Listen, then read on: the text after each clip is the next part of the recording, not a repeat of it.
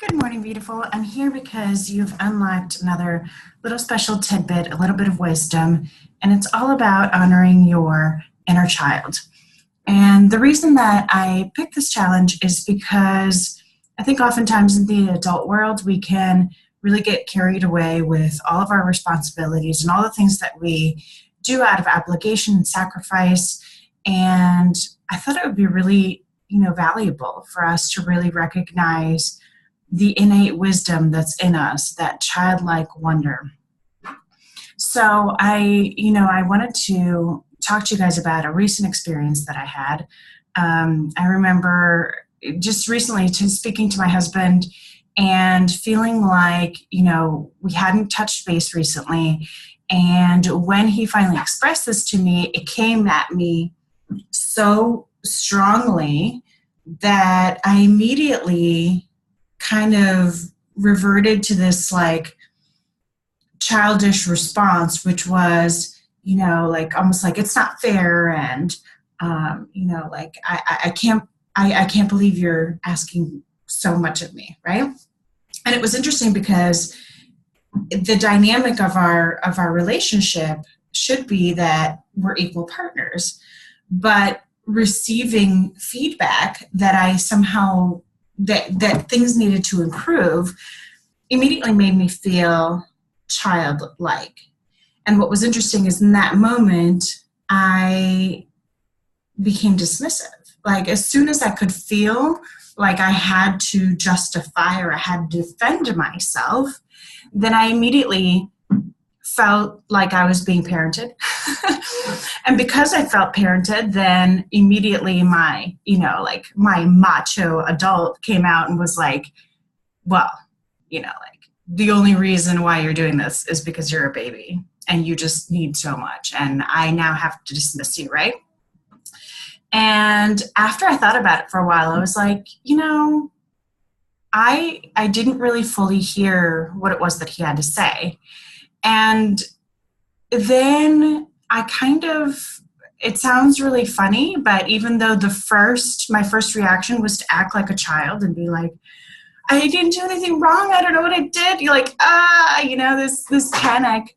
I went back to that little girl and I kind of sat in that space of wonder and childlike wonder. And I thought to myself, like, what would little Gabby do in this situation? Like if little Gabby felt really, really, really like bad and she's the generous one and she's empathetic and she's, would do anything in the world to make you happy. Like what would she do in this situation? Not like bratty, maybe like, on a little bit of an ego trip or a little too proud to admit that she has room to grow Gabby, adult Gabby, right? But like, what would little Gabby do? And I sat in that space for a while and I just started to cry. I just big time, tears running down my face, boogies, the whole nine. And during that whole time, I could still feel adult Gabby like, you're not supposed to cry, this isn't okay. Like, just like, don't be in the same space. You can't be caught in this, very fragile, very exposed state. And then little Gabby said, do it anyways. Let him see what it is that you feel so that then you can empower yourself to kind of get through this. So it might, some people define it as like passive aggressive, but like I stomped around and I was like, like, I'm just like, I really wanted to let him know that I wasn't satisfied with how things had gone. But instead of attracting him to me to find out like, hey, what's wrong? Like anything I can do to help, it just made things worse. Because two toddlers that play tend to just, play hard until one of them goes home crying, right? Like it really takes an adult to be in that situation. And for one of you to say, hey, I'm sorry, things aren't working, or like, let's try to make it better. Like, let's do something about it. But what was interesting is in that situation, I think both of us were able to kind of come together as children. And then after both of us had kind of gotten our like funk out, I just remember us just kind of eventually like just holding hands and sitting on the floor somewhere, like not even on a couch. And I just kind of looked at him and like a little tiny voice that was like, everything okay? Like, I'm sorry, like, sorry I made you mad, and I'm sorry you're feeling like this. And I just remember just finally letting little Gabby shine and being like, it's okay that things are not perfect, right? And in that space, he met me where I was. So it was, we went about it in this like totally weird way, right? Where the two of us should not maybe have skipped some of those more complicated steps, and the recipe to finally coming together as children and holding hands and just looking at each other and being like, I help you, you know? But we couldn't like exercise the simple form of that recipe. We had to like do the really complex, like yucky shit sandwich version of the recipe, which is, I just want to sit with you and let's be little kids together, you know? And so after that, I remember just saying to him, we were both such giant babies in this situation. And maybe the reason we were is because we need to be more often. Oftentimes I think we get stuck in the ought, what should we do? What ought we do?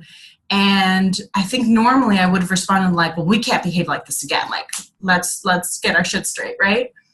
But instead, I kind of said there must be a reason that both of us are yearning for this. I mean, we both have created, a family, and we're both nurturing our babies, but they get all the goodies, they get like the long naps, and they get the attention, and they get the time, and they get the play. Well, when do mommy and daddy get that, right? So I guess what I'm saying is that sometimes, you get a chance to really see the little version of yourself, and you get a chance to really meet her, see her eye to eye. And in that space, allow her to just be her. Allow her to shine. Allow her to just bring you whatever wisdom the smaller version of you could bring. And then, in order to not create this complex recipe of disaster for yourself, bring her out more often. Bring her out not just when it's an emergency, but bring her out in your everyday activities. Like, I just realized the other day that I hate writing in black. Like, it makes me feel like I'm doing bills. And I hate doing bills. That's why I do them online, right? But I went and got like purple and green and hot pink, which of course makes it complicated when I have to do like permission slips and like real stuff that I need to do, like, put my signature on official things. But I got a whole bunch of colored markers and pencils and pens the other day, and I just said, you know what? Like, for my everyday well-being, like, I want to draw in color. Like, I want the space that I'm in to reflect my childlike wonder. I want to have washi tape at my desk, because if there's a page on my planner that I want to catch attention to, I want to wrap it in gold and silver and stickers and whatever. But these are just some ideas, right? So, sometimes stepping into that little girl, sometimes stepping into that little you, can allow you to think differently than you ever have before. Because the child in you loves play. The child in you sometimes really needs to cry it out.